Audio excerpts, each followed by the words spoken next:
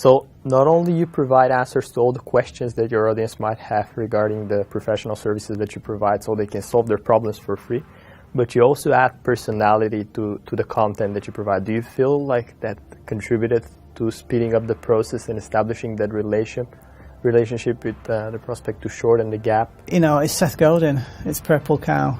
You know, be outstanding, be remarkable, have to be different. Putting the ideas into the content for me was an absolute must, because, you know, my material's pretty dry and boring. I mean, I happen to think it's fascinating because of the way that, you know, the intricacies of Hong Kong legal processes work in the context of immigration and what that's all about.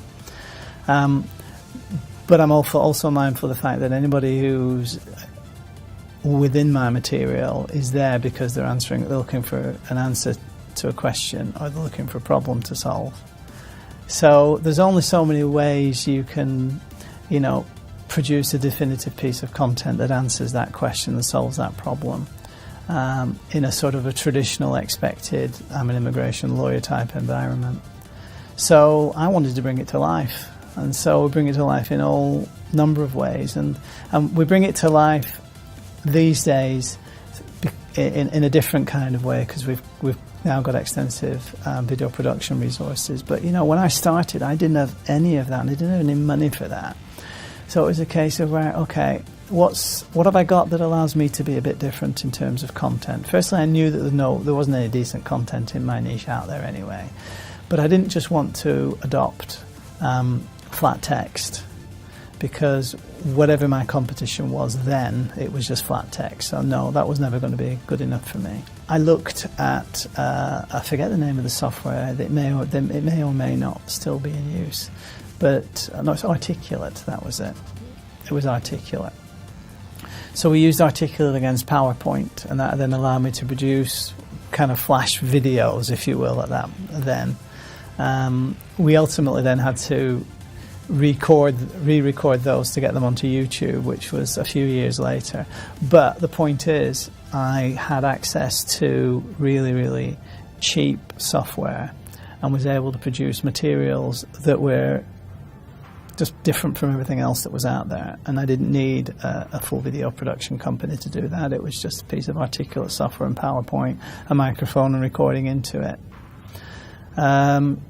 And then, you know, the revenue started coming in, and I needed to sort of get rid of me doing all the video production work, because, you know, I would say the first 70, 80 videos, probably, maybe not that much. Yeah, no, maybe 70, 80 was kind of all down to me, because I didn't have any money to pay anybody.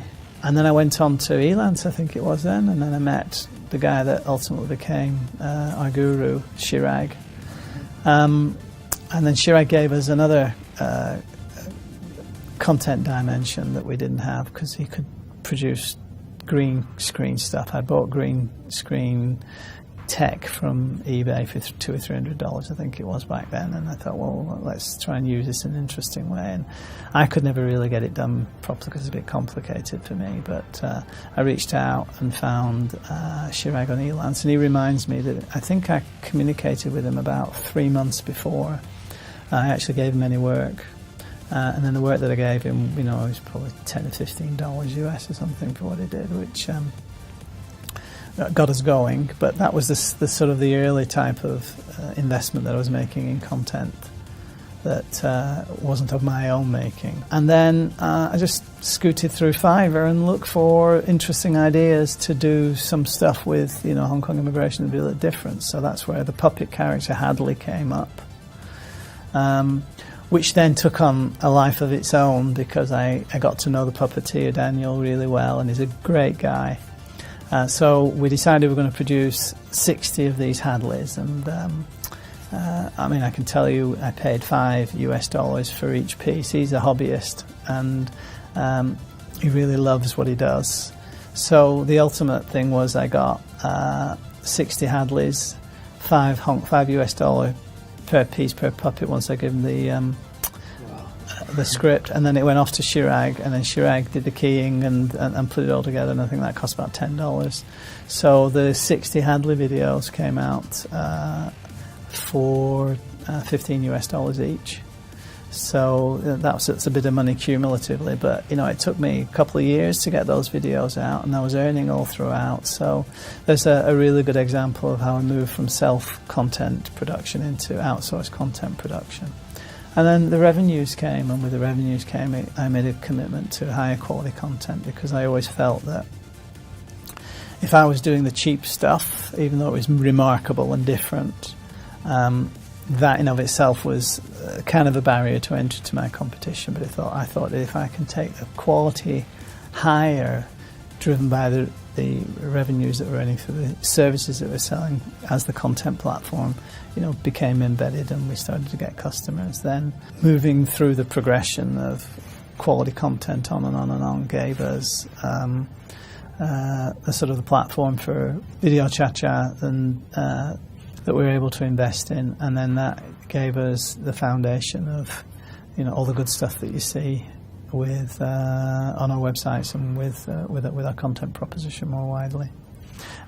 What I found about that has been that there is literally an army of starving artists out there, and in the connection economy it's very difficult to get so-called full-time roles.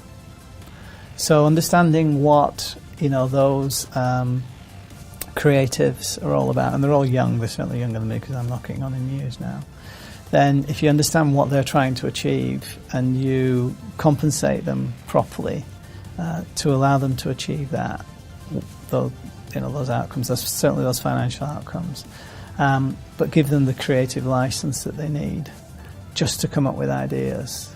So I know in my niche, Hong Kong immigration, I'm the expert. I can produce any answer, any piece of content that is technically accurate and is going to help somebody. But what I prefer to do now is, once I've done that, is turn it over to the guys on the team, and they just come up with ideas that just are different. So yeah, the takeaway from all of that is that you can start with a commitment to producing content without any substantial resources behind you. Use the availability of all this talent through the gig economy and elsewhere to produce a content proposition that's remarkable by nature.